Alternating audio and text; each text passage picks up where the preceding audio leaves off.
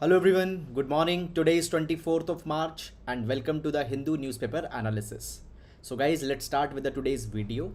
And meanwhile, as I will be discussing all these articles, the explainer PDF that I'm using here, you can download it from the Telegram channel. You can find the link in the description box. Now, first of all guys, before starting up, let's take the GS quote for the today. So today we will be taking the quote from Abiy Ahmed. Abiy Ahmed has talked about the fundamentals of democracy. He says that democracy is unthinkable without freedom. Freedom is not a gift doled out to people by the government, rather, it is a gift of nature to everyone that emanates from our human dignity. So, freedom and democracy goes hand in hand. Without the freedom, the democracy is not possible, and the freedom is not a prerogative of the government, rather, the freedom is a part and parcel of the natural right that has been endowed onto the human beings. So, guys, this particular idea we can utilize in our GS paper number 2 related answers. Moreover, this particular idea we can also utilize in our essays related to the democracy and all such issues. So guys, please use this particular quote. Now, in the today's newspaper analysis, guys, we will be discussing all these articles which are highly relevant for our UPSC examination, and they have been taken from the Hindu. First article: export crosses $400 billion annual target. So this particular article will be important for GS paper number 3, State of Indian Economy. It has been taken from page number 1. Tactical urbanism. This is an important keyword that has come. We will be using it for our paper number 1, urbanization. Then the global uncertainties. This particular article is just talking about the state of Indian economy. It is talking about the basic issues that Indian economy is right now facing. Then the freeze out. This particular article talks about the trend which has been now witnessed as the prices of the petroleum and the LPG gas are increasing, tackling the persistent growth of China. So how the China has metamorphed into the time of COVID-19 with respect to its economic well-being. We are going to see this article.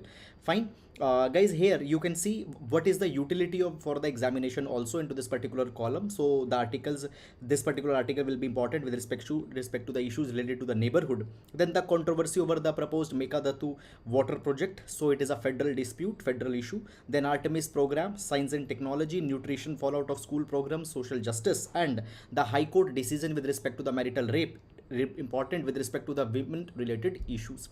So guys, many a times there was a kind of a request that we should just in the PDF should provide that which article will be important for which paper. So I have incorporated this particular thing here. Now moving on. So guys, first of all, taking up the MCQ questions.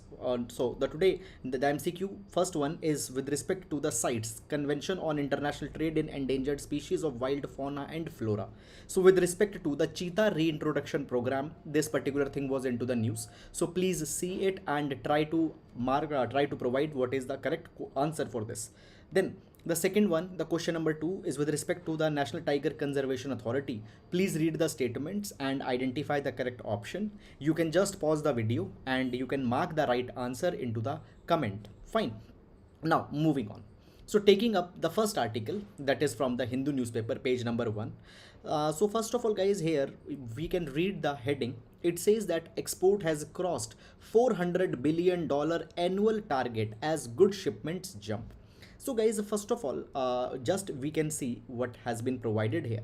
You know this thing that every country's export competitiveness is very important for the country's economic well-being. Now over the past few years, India had taken the target to enhance the export, but very rarely we have fulfilled our targets. Now into the last year budget also the target was taken and the target was set at $400 billion. It was envisaged that $400 billion worth of export will be there, and for the first time we have completed this particular target just before the financial year is about to end, and this is a achievement. First time into the history our exports have crossed to the $400 billion mark. And why this particular thing has become possible? It has become possible because of the two particular sectors. The first is the agriculture sector. Into the agriculture sector there has been a rebound into the export of the rice, marine products, particularly because of the blue revolution that is India is taking, Neel Kranti that is India taking. So the marine products have increased. Wheats, spices and sugar, it has seen a kind of a rebound. And second thing is that, guys, the merchandise export of India has also increased. In this capacity, the engineering products, machineries, capital goods that India export mainly to the countries in the Middle East, into the Africa, fine, the engineering products, their export has increased. After that, the apparel and garments. Now if you remember, guys, just a couple of days back we have discussed this particular thing, that India aims, basically India should increase the low end manufacturing, and into the low end manufacturing the textile sector is very important, and because of the apparel and garment, the export of India has increased. After that, the gems and jewelry and petroleum products. Now guys, understand this particular thing. Today we see that into the international market, the crude oil price has increased. Now what India does, India first of all imports the crude, okay, and then processes that crude in many of the high utility products such as the lubricants, petroleum jellies, etc., and then export it. So as the crude oil prices has increased, what had happened, the export products, finished products of petroleum that we are exporting, its price has also increased. And because of that, the remittances that India will receive, the inbound payments that India will, sorry, I have used the word remittance, rather the inbound payment that India will receive, it will also increase. And therefore in total, the export that we are making, it will increase, and 400 billion target we have already achieved. Now guys, near to this we have reached before the pandemic, that is in 2018 and 19, our exports were around $331 billion in that year, and now we have gone to $400 billion, which is very good for the Indian economy. So guys, these particular things you can use in your answer, such kind of datas, in order to authenticate your answers. So that is all about this particular article, and now we'll be moving to the next one. Okay, so this particular article, it has been taken from the Delhi edition, okay, and here a word has been used, that is the tactical urbanism. Now this particular keyword is something that we are going to see with respect to our examination in GS paper number 1, urbanization. This particular keyword will be important. So first of all, let's understand that what is this tactical urbanism, and then will we see that why it has come into this particular article. So guys, see, we see that our urban spaces, cities, there are many of the problems, and see, sometimes much of the problems can be rectified by doing some low cost interventions. For example, see this particular thing, guys, many a times we find that into the cities there are sometimes certain roads, they have a lot of traffic, what we can do, and because of the traffic that is there, basically the ease of convenience, the ease of living of the citizens is getting hampered. What we can do, we can just divert this particular traffic to some kind of other routes, and let's say we can make this particular road just for pedestrians, just for cyclists. What it will do, it will enhance the living of the cyclist, it will enhance the it will enhance the ease for the pedestrian people. Let's take one more problem. Suppose we find this particular thing, guys, that into a city the groundwater table, it has went too much down. People are using groundwater and groundwater table is depleting. Now we can catch the rainwater, but much of rainwater is not percolating because we had not made any facilities. What we can do, suppose there is a road, on both the sides of the roads there are the concrete pavements. Obviously when the water will fall onto these pavements, the water will not be able to percolate, rather the water will flow away. What we can do, we can replace these pavements, and here we can install some grasses, okay. And what will happen, whenever now the rain will fall, obviously because of this new grassy terrain, the water will percolate and it will recharge our groundwater table. So what we can do, by this we can increase our groundwater table. So basically what we have done some low cost interventions into our urban spaces, and by this we are increasing the ease of living in our urban spaces. Now all this particular thing is called as the tactical urbanism. So what is a tactical urbanism? Let's read the definition. Tactical urbanism, it includes the low cost temporary changes to the built environment, usually into the cities, which intends to improve the local neighborhoods and cities and the city gathering places. This tactical urbanism, it is also called as the guerrilla urbanism, pop-up urbanism, city repair, or DIY urbanism. So guys, many such kind of interventions can be done. For example, we see that sometimes when the traffic increases, what we do, we make a road one-way traffic only. When you go here into the Karol Bagh, into the Delhi, here in old Rajendra Nagar, in the Karol Bagh, fine, the main road that was there, fine, it has been closed for the vehicular movement. Okay, so what it is nothing but a practical urbanism which is have been carried to improve the ease of living in a city. Now this particular article is talking about the tactical urbanism. Here what has been done, see, basically sometimes there are certain areas where there are a lot of accidents that happen. Why there are a lot of accidents? Because guys, there are certain blind spots or there are certain black spots that are there. Now what are these black spots? Black spots are such kind of areas, either there could be a turn where there will be a low visibility, there will be a poor visibility, and the accidents will happen. So the black spots will be removed by doing some re-engineering, by doing some kind of new age construction. So this is also a kind of a tactical urbanism to reduce the number of accidents. So such kind of drive has been taken into the Delhi. Now you don't need to see exactly what drive is being taken, but this particular keyword is very much important in solving the challenges of urbanization, and urbanization happens to be a very important topic. So please guys, see this particular thing. Now moving to the next article. Okay, so guys, here we see a very interesting development has happened. First of all, read the heading, what it says. High Court upholds charges against husband for raping wife. Now the marital rape issue has been into the news repeatedly this particular year. Few days back also the marital rape issue was there into the news. Now before going in this particular article, I will tell you some of the background that is there so that you can understand this particular article in a more better way. Now this article, by the way, will be important for our GS paper number 2 with respect to the vulnerable sections and with respect to the issues related to the women. This article will be important. Now raping, okay, so background, rape is a criminal offense, and guys, with respect to the rape, there are two of the provisions in our law. And in the IPC, Indian Penal Code, there is a section number 375 and there is section number 376. Section 375 talks about the definition of rape, and section 376 talks about the punishment that is to be given for the rape. Now guys, when we talk about the definition of rape that is being given into the section number 375, see, there is one particular exception. What is the exception? Exception provides that even a forced sexual intercourse will not be considered as a rape if it has been done by a husband over the wife, if wife is more than 15 years of old. Though this particular age was later increased to 18.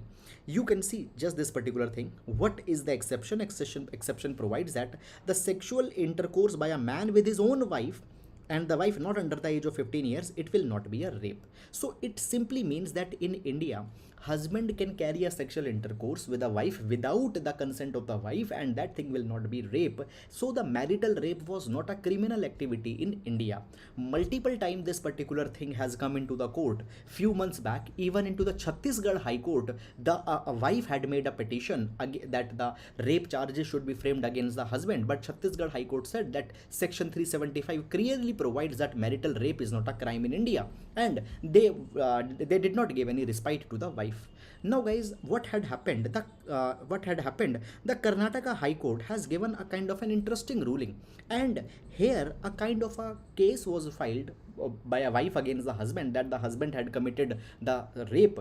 Now the High Court has made this particular finding. The High Court says that the exemption of the husband on committal of such assault in the peculiar fact and circumstances of this case cannot be absolute, as no exemption in law can be so absolute that it can become a license for commission of a crime against the society. Karnataka High Court has provided that yes, in section 375 the husband has been given an immunity, but this immunity cannot be absolute. Is it clear? It should not turn into a license of committing a crime against the society. And the husband has been held that he had committed atrocity and he has been charged for that particular thing. Now, when we talk about the marital rape, there are guys certain facts that I want to tell you here which you can use in your answers. First of all guys, according to a report by International Center for Research on Women, Okay, again I'll repeat the reference. Okay, just either I think it is visible here. If not, you can just download the PDF, and in PDF you can see. So according to International Center for Research on Women, it has been said that 1 in every 5 Indian men admit to forcing their wives into sex.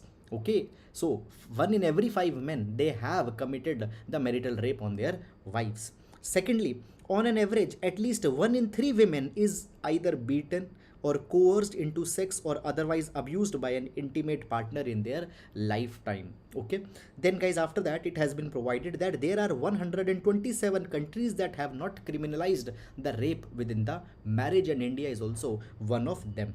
It affects the marital rape affects the women a lot. Fine, the victims of sexual violence by their partners, they have seen that they are 16% more likely to have a low birth to weight baby. Is it clear?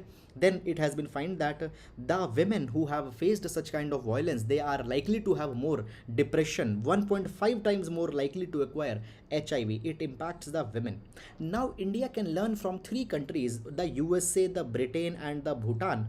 Now all these 3 countries have made a marital rape as a criminal offense. Now in this particular respect, if we see the USA, by 1993, every state of the USA had made marital rape as a punishable offense. The same thing has been done by Britain also and the Bhutan also. So we can learn something from these countries. And guys, here the Karnataka High Court has given a kind of a different ruling, which has been very different from what has been provided by the law. Let's see that how further this particular thing stands, whether the Supreme Court accepts what the Karnataka High Court had said, or whether there will be the reversal of such kind of thing. We need to see it into the time. So that is all guys about this particular article.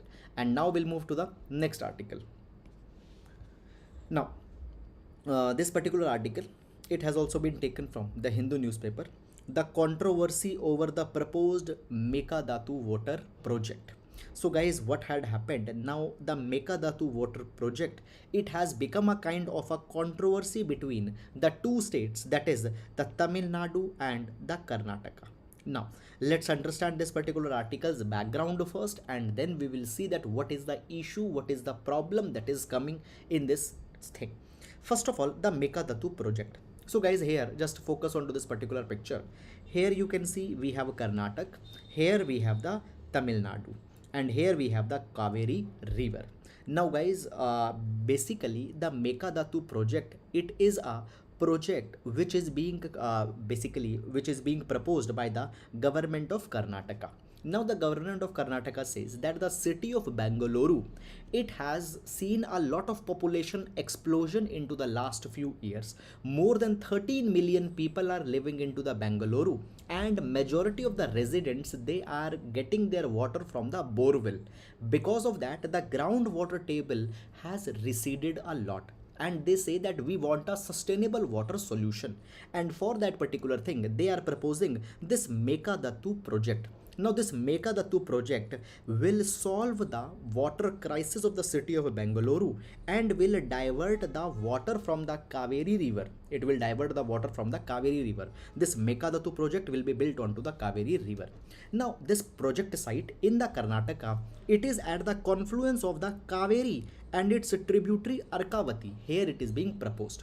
Moreover, along with the water problem, it will also generate the electricity, and around 400 megawatt of power will be generated by this Mekedattu project, and this particular power will help in meeting the energy shortage into the Karnataka.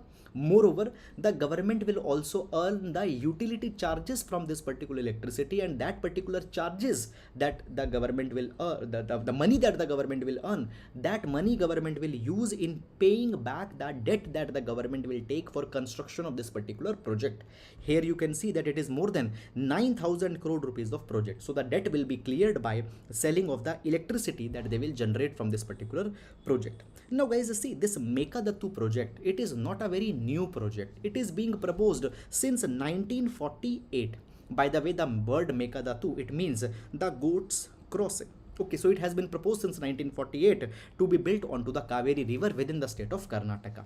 However guys, this particular project is finally being pushed. See, understand this thing, that when we have the interstate rivers, the river which is passing the multiple states. Often onto these interstate rivers there are the disputes that emerge. Now guys, onto the Kaveri river also there was a dispute between the multiple states. Now for the Kaveri water dispute, there was the Kaveri water dispute tribunal that was constituted. Okay. Now, the Kaveri Water Dispute Tribunal, it has notified, it has given its final verdict in 2013. And in 2013, the Kaveri Water Dispute Tribunal told that which state will get how much of the water. It allocated the share of water to the Karnataka. After that particular share was given, the Karnataka carried a feasibility study in 2018, and then Karnataka finally approved that they will build this Mekedattu project, and they submitted a report to the Central Water Commission in 2019.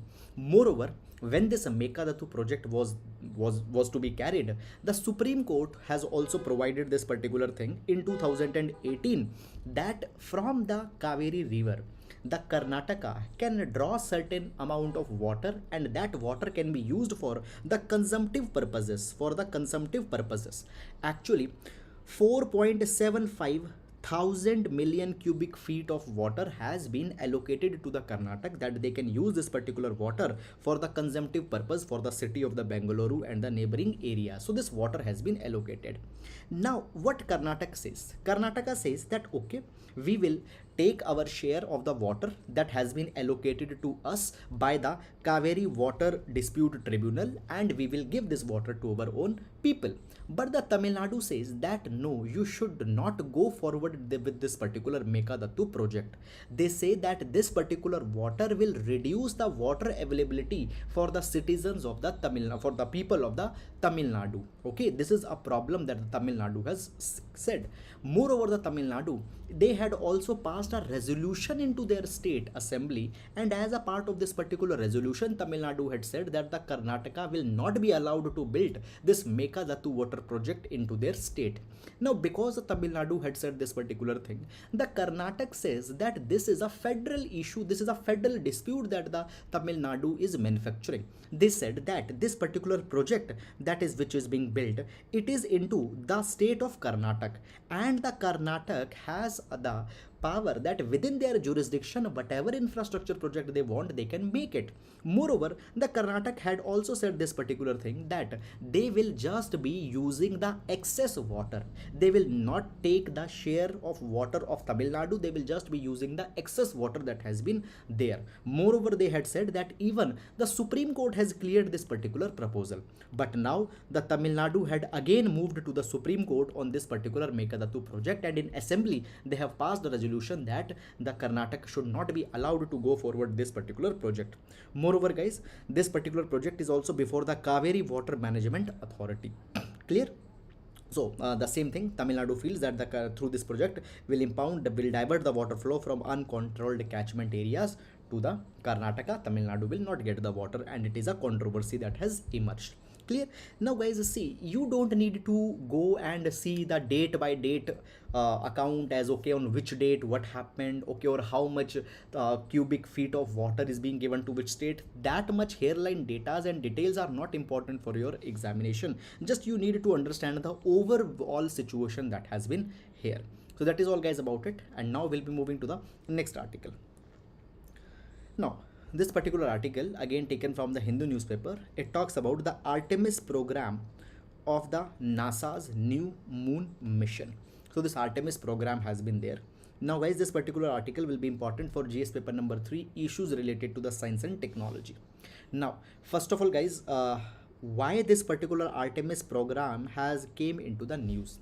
So basically a wet dress rehearsal, okay, or you can say that a full-fledged rehearsal of this Artemis program is going to be held, okay, very soon. Now the wet dress rehearsal means that, see, whenever a mission has to be launched, that particular mission is tested, that all the controls are working or not, all the connections are intact or not, all the sub-units, sub-components are functional or not. So this wet dress rehearsal is scheduled to be expected in few days, and by July 2022 by July 2022 this Artemis program will finally be launched. Okay, so now it has come into the news because that process for the rehearsal has started.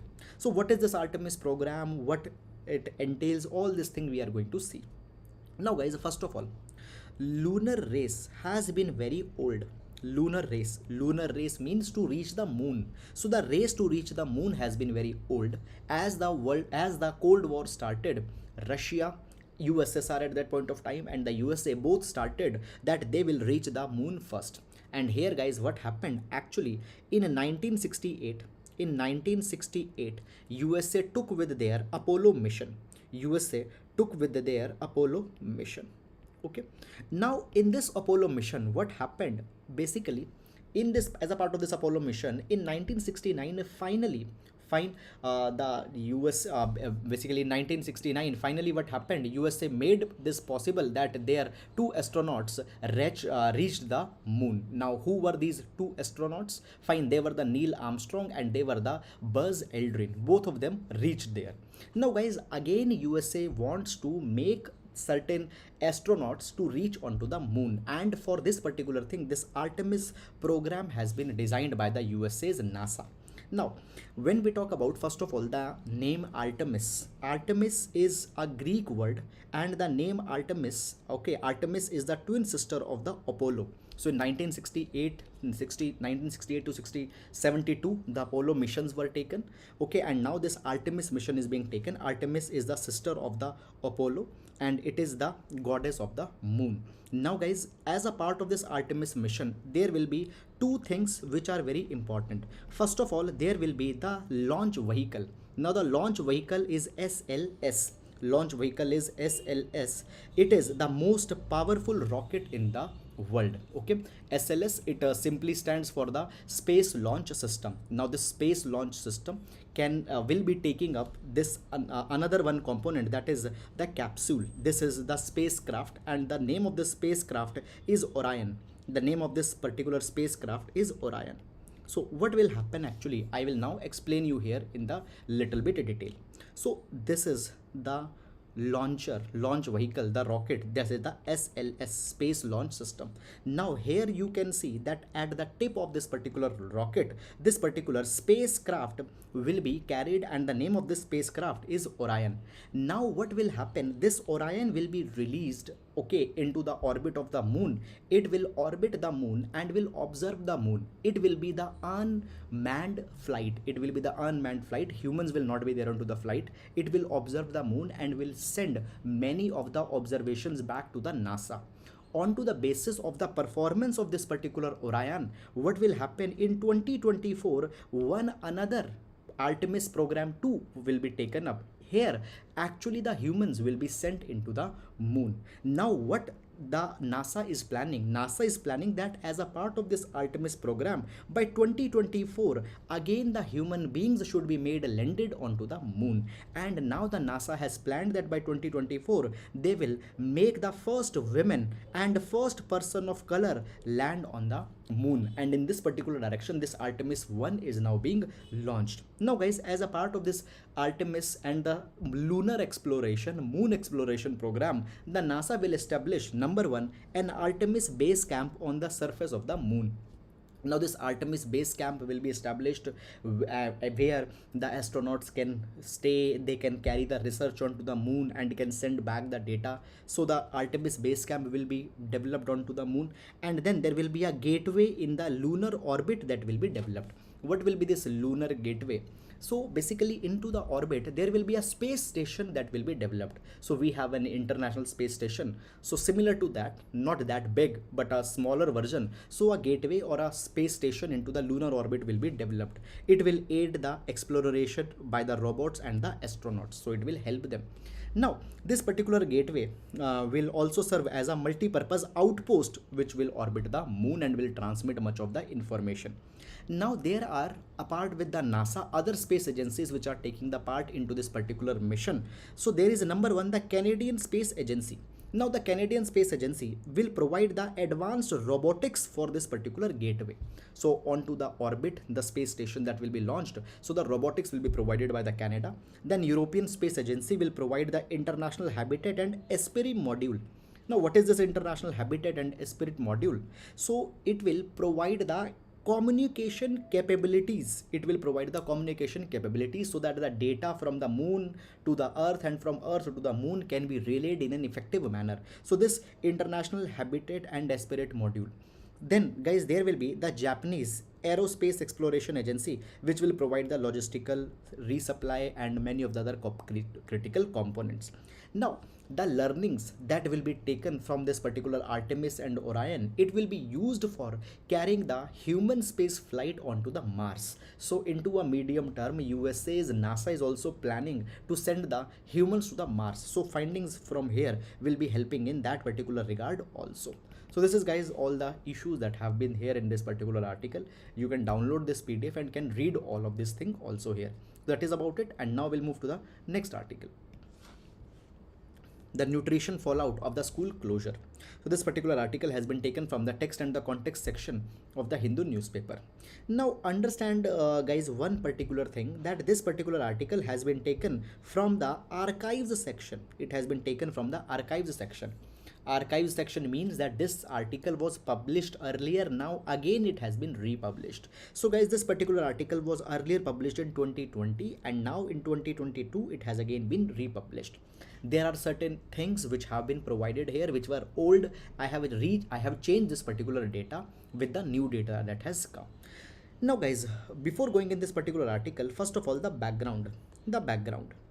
Now, okay, by the way, this particular article will be important for the issues of social justice, issues of hunger and poverty. Now, social justice, hunger, this thing is important for our GS paper number 1 and GS paper number 2. So for both, it will be important article. Now guys, first of all, when we talk about the hunger, we have the Global Hunger Index. Now the Global Hunger Index, it has released its 2021 report. In article 2020 was mentioned, but that is old, so I had replaced it with the 2021. So in 2021 India had ranked at 101. Guys, I think by mistake in the PDF it was written 191. So if it was the case, please correct it. 101 rank India got into this Global Hunger Index. Now the Global Hunger Index, it shows many of the indicators. First of all, Global Hunger Index, it takes in account the wasting. What is wasting? Wasting is the low weight for height ratio. Sometimes with respect to a particular height, a particular weight is also needed to be there, but students don't have that much weight, they have less weight. So weight to height ratio, fine. If it is poor, it is called as wasting. However, if there is poor low height for age ratio, it is called as a stunting. And there is mortality. Mortality means how many of children are dying before the age of 5. So there is the child mortality that is there. So all these things are taken in account, and on to that particular basis, on the basis of all these data and numbers, the countries are ranked, and India got ranked at 101. It means that in India, the food availability of children, food availability for the children is not very much good. Many of our children are wasted, they are stunted, there is high mortality because of hunger. Now in this particular thing guys, there is one good development that government has taken, that is the midday meal scheme. Now the midday meal scheme, as we talk about it here, the cooked hot meals are to be provided to the children between into the schools between the class 1 to 8th into the government school as well as into the government aided schools. The cooked food meal will be provided to the children. Now into the midday meal scheme, the meal should be such that it should provide minimum 450 kilocalories of energy. It should provide minimum of 12 gram of protein to the students, and it should provide the micronutrients such as the iron, folic acid, vitamin A, etc. These micronutrients should also be provided. Clear? Now guys, if this 450 calories of energy, 12 gram of protein and all these things are provided, it will fulfill one third of the daily dietary requirement of a child. Okay, so it is a very important thing. Now the midday meal had helped the children in reducing their hunger, in reducing the malnutrition into the children. But what happened actually in 2020, the schools were closed, and as the schools were closed, many of the students were not able to receive their midday meals. Though the government made this thing very clear that even the schools are being closed, the state government should make a provision that they should continue to provide the hot meals to the children, or the dry ration should be provided to the children.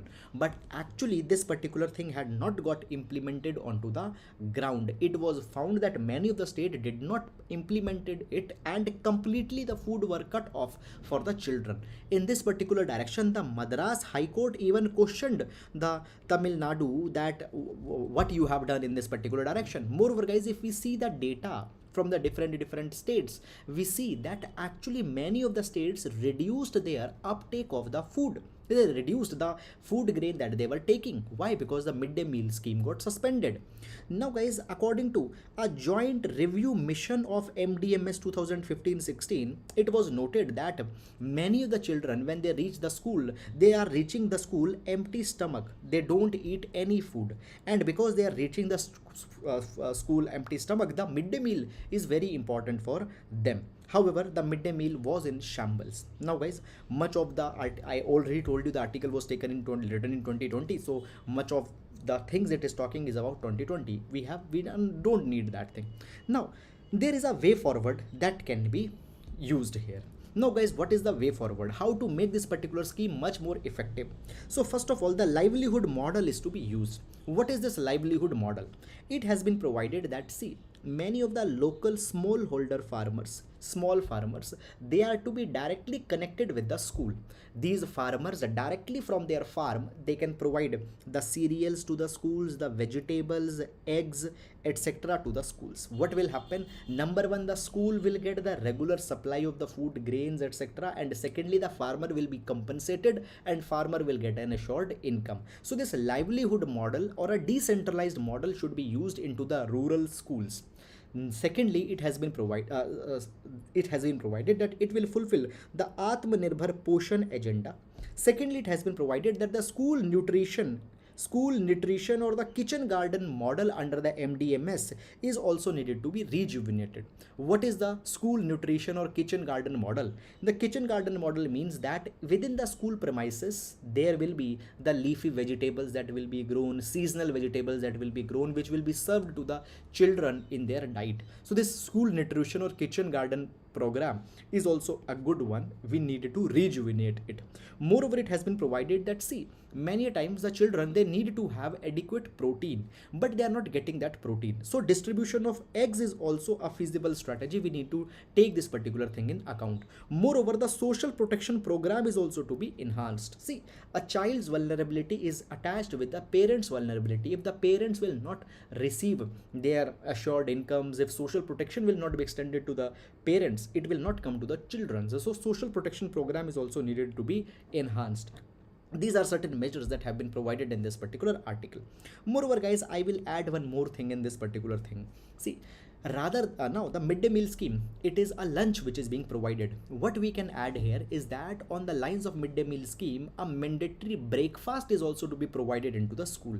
Now the breakfast happens to be the most important meal of the day, and for the children it is even more important. So there is also needed to be a component of a mandatory breakfast for the children, which is laden with high protein diet. So that is all about this particular article, and now we'll be moving to the next article. Global uncertainties, India's growth prospects. Now this article will be important for our GS paper number 3, state of Indian economy. Now guys, in the article, large number of data with respect to how the GDP is performing, how the GVA is performing, etc. has been given. Now so much of data is not important. Why? Because guys, all this particular data will change by the time you will be writing your exam. So what is the state of affair? That is something we need to see here. So guys, first of all, it has been provided that the COVID-19 okay, has set a lot had actually sent a lot of challenges on the Indian economy. First of all, when we talk about the year 2020 2021, when the COVID-19 pandemic was a very big force, the GDP, gross domestic product, and GVA, gross value added, both got contracted. Minus 6.6%. GDP got contracted minus 6.6%.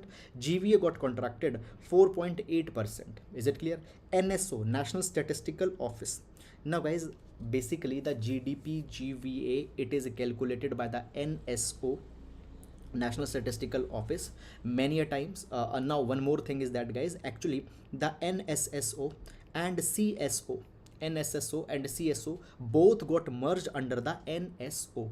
Many a places you will be reading that the GDP GVA is calculated by the CSO, but now the CSO has been merged under NSO. So please keep it in your mind. Clear? Now according to the NSA, it has been said that the GDP and GVA now will recover back. It has been said that in year 2021-2022 it will recover to 8.9%, 8.3%. GDP will recover to 8.9% and GVA will recover to 8.3%. Guys, by the way, GDP, it simply stands for the monetary value of, it simply stands for the monetary value of all the finished goods and services that are being produced within a country's boundary for a specific period of time. Clear? So let's say that in a country the pencil is being made, a car is being made, some clothes are being made, so total value of all those goods and services, fine, will be estimated and it will be called as the GDP of that particular country. Let's say a country just produces 3 cars. The country produces 3 cars. The price of the final price of one car is, let's say, 1 lakh rupees. So the total GDP of that country will be 3 lakh rupees because just 3 cars they are producing. This is the GDP. GVA, gross value addition. It refers to the value addition that has been done, fine, in a particular product over the successive stages. Now basically it has been said that now if we see, there is the new challenges that are coming onto the Indian economy, and the challenges that are coming to the Indian economy is because of many of the other forces. It has been said today that if we see, the global crude prices, they are increasing. Right now the global crude oil price are around $110 per barrel.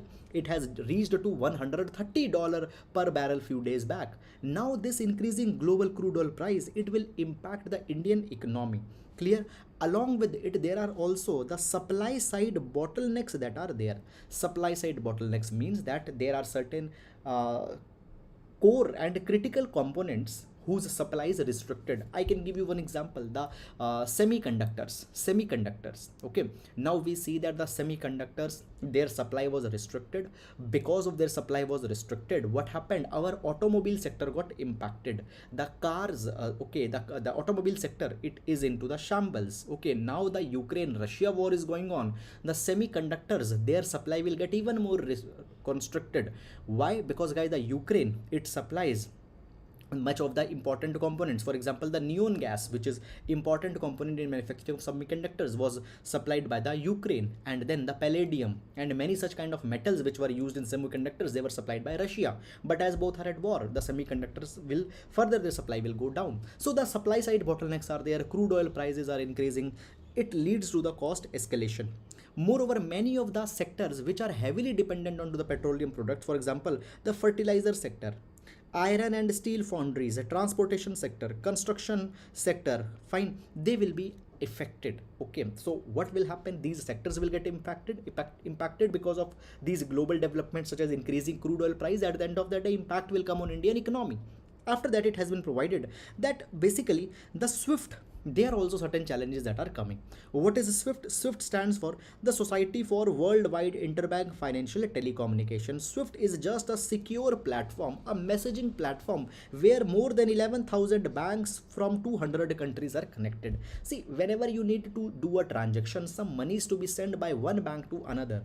Now, before actually sending that money, the authentication, the verification is done, and the messaging that is sent, okay, the messaging, the communication that happens between the different banks or financial institution, that happens from the SWIFT. Now guys, what had happened, the Russia's bank, they have been cut from the SWIFT network because of the Russia's invasion of the Ukraine. So because of this particular SWIFT, as the Russian banks has been discontinued, it will bring certain disruptions, particularly with respect to the trade that we do with the Russia, through and fro the Russia. Fine. So this is something issue that is coming. After that guys, today, as the crude oil prices are increasing, what will happen at the end of the day, final price of the petrol and diesel will also increase. Today the state government, either they can reduce the excise duty that they charge, they reduce the VAT that they charge onto the petroleum product, so that the increased price don't reach to the customer. They can do that thing. But if they do, what will happen, their revenue will go down. If they don't reduce the taxes, okay, and they keep the same taxes, what will happen, the final price of petrol and diesel will increase. And if this particular increased price will pass on to the customers, what will happen, it will bring high inflation. What will happen, it will impact the common citizens. So neither they can reduce nor they can increase, nothing they can do. It is a problem that is coming. After the guys, that it has been provided that what we need to do, we need to support the consumption growth in country. Okay, the consumption, fine, the consumption by the common people such as you, me. Okay, basically guys, when we talk about the GDP of any economy, into the GDP there is a private final consumption expenditure, that is a very important component. Private final consumption expenditure means that, see, you, me, all of us are consuming a lot of products. Okay, so that particular expenditure, it is very important. If we increase the consumption by the common people, what will happen at the end of the day, the GDP will be increased. See, just a very basic formula of GDP is like this: GDP includes the private final consumption expenditure, the consumption of goods and services that are being done by the private people such as you and me, government final consumption expenditure, government is also consuming a lot of products, okay, lot of goods and services, then investment, and then net exports, export minus import, net exports. If you just club all these things, you will get the GDP. Right now, into further enhance the GDP, what we need to do, we need to specifically focus on this component, that is the private final consumption expenditure, that is the consumption expenditure by the private people. Why? Because in the total GDP, around 55% of GDP comes from this particular one component alone. So government needs to enhance the capacity, the consumption of the common citizens. How this thing can happen? You bring more employment of the people, you give more income avenues to the people, okay, you reduce the inflation, only then such kind of thing will happen. So this is guys all about this particular thing. Now many of the things here I had provided little bit beyond the article also, so if you don't find it into the article, okay, not at all a problem. Now moving to the next article, tracking the persistent growth of China. So this particular article talks as how the China had kept its growth intact into the times of COVID-19 pandemic. This article will be important with respect to the GS paper number 2, issues in our neighborhood. Now guys, see, there is a one very important interesting quote in fact which has been given in this article. It says that once the premier of the China said, fine, read it, very interesting quote. He said that when the wind of change blows, some people build wall while other build windmills. Clear? Some people insulate them. When the winds of change is coming, some people insulate them, they will build wall. Some people build windmill, they leverage it. Now when we see the China, we see that it has built more windmills rather than the walls. Now guys, see, I many times say that you should also do your own readings also. Why? Because such kind of things we can see that you can grasp while you are reading the articles. Okay, so this article says that when we talk about the pandemic, the China's economy has grew by 8.1% in 2021 and its industrial production has increased. When the world economies were in a decline, China has seen a positive growth. See, when this pandemic began, it was said that it is a deliberate attempt by the China, and it was said that as the pandemic began, that the decoupling will happen. What was the decoupling? That the industries, they will go away from the China. Clear. And it was said that the China, which is the world's factory, the China, which is the world's factory, it will cease to be the world's factory. The industries will go to Philippines, Vietnam, Bangladesh, India. But no such thing has happened. Decoupling has not happened. It was expected that $4 trillion worth of manufacturing, which is happening in China, it will move away from China to the new locations. But it has not happened. Defactorization of China had not happened. Rather, into the China, their manufacturing sector had even more prospered. So why their internal sector has prospered? For this particular thing, we have to give the credit to China's strategy. Now this strategy I am discussing since 2020.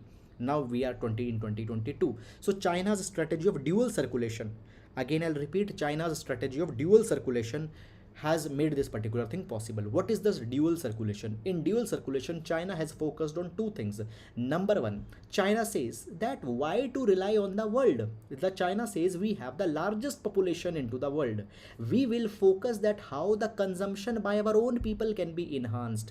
Clear? So they say that even if the world discards the Chinese products, we will basically make sure that how internal consumption can be increased. Number two, they say that the world wants to make a distance from us, but rather we will increase more dependence of the world on us. So these are the two things. Again I'll repeat. Number one, increase the consumption by your own people. You have the largest population. Number two, make world even more dependent on you. Now what China is doing, China is actually using its skilled labor force for high end or the advanced manufacturing.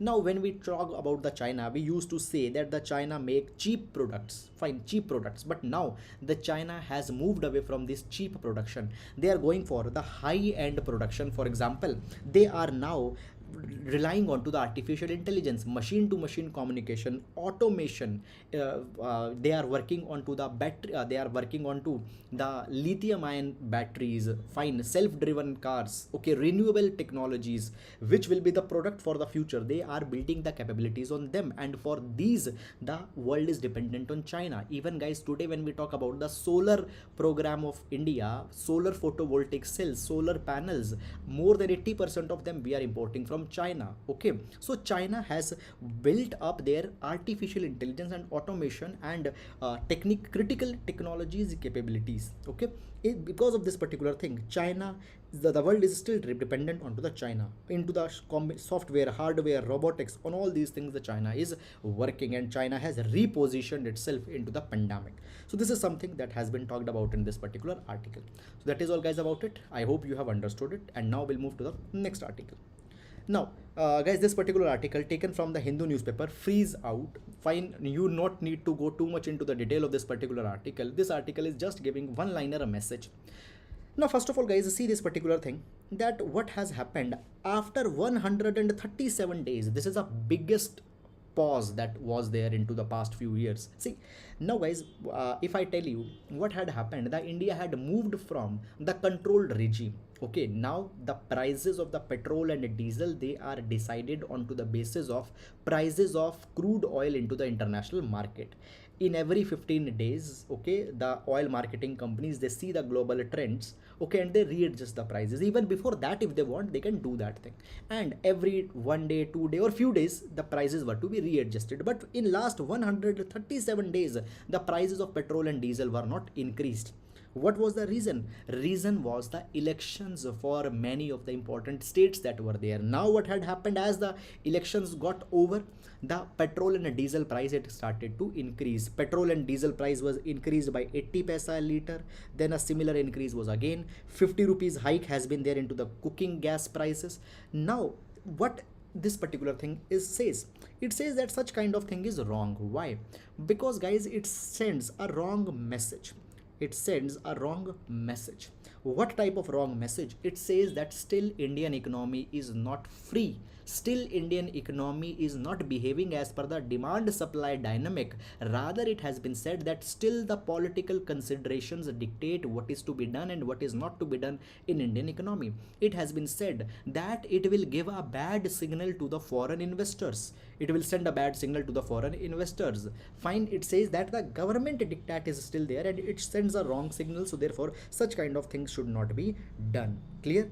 Here it has been said that, see, now the global investor will not invest into the Bharat Petroleum Corporation Limited, because for so many of the days the prices were not increased. It means that the government was actually interested in this matter on a personal matter. So this is wrong and we should not do it. So this is something, beyond this nothing else is given in this particular article. So just a one-liner concept. So that is all guys about it, and with this we have come to an end to the today's newspaper analysis. Guys, first of all I want to apologize that I was not able to publish the newspaper for last 2 days. The reason was that I was traveling and then I became little bit ill, so I was not able to do that. Okay, now guys, that is all for today. Now we'll be meeting tomorrow. Till then, please take care of yourselves. Thank you so much. And guys, if you have liked the video, if you find it is helping you, please do hit the like button and please do leave your comment. I read them. It really means a lot. Thank you so much.